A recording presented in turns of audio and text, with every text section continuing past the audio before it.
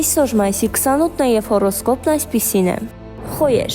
այսօր դուք կարող եք զգալ էներգիայի պակաս, բայց մի անհանգստացեք, ուղեղը լի է փայլուն գաղափարներով, աշխատավայրում հանկարծակի առաջարկը կարող է փոխել ձեր դիրքերը։ Ցուլեր, ձեր համբերատարությունն այսօր վերջապես պտուղներ կտա, գուցե նույնիսկ ստանաք մի շնորհակալություն այն մարդուց, ումից չեք էլ սպասում։ Երկվորյակներ, այսօր խոսքերը ձեր ամենաուժեղ զենքն են, բայց զգույշ եղեք։ Մի խոսեք ավելին, որը կարող է փչացնել ձեր ընկերական մթնոլորտը։ Խեցգետիններ, բարեհաջողորեն ընտանիքի անդամների հետ հաշտվելու կամ հին տարաձայնությունները լուծելու համար։ Մի մոռացեք այսօրվա կեսին, աստղերը ձեզ խորհուրդ են տալիս ուտել մրգեր։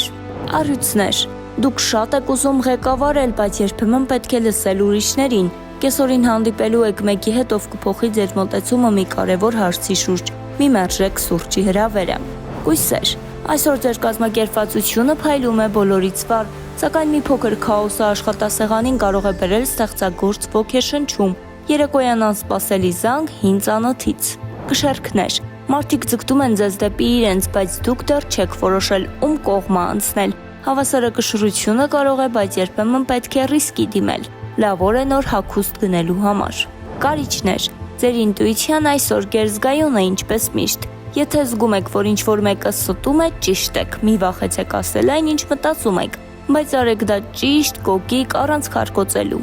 Աղեղնավորներ, ձեզ սպասում է փոքր արկած, նույնիսկ եթե տանից դուրս չգաք։ Ֆանտազիան աշխատում է լիարժեք, գուցե գրեք մի փոքր պատմություն կամ սկսեք բլոգ։ Այդ եղջյուրներ, օրը պահանջում է գործնական մտածելակերպ, փորձեք ավարտել սկսած գործերը, որպեսզի վերջապես հանգստանաք, երեկոյան լավ լուրեր կլինեն կապված աշխատանքի կամ ֆինանսների հետ։ Ջրհոսներ, մարդիկ այսօր կգան ձեզ հետ խորհրդակցելու, նույնիսկ անսպասելի մարդիկ։ Ձեր դիտողություններն այսօր կարող են փրկել իրավիճակը կամ առաջացնել նոր վեճեր, ընտրությունը ձերն է։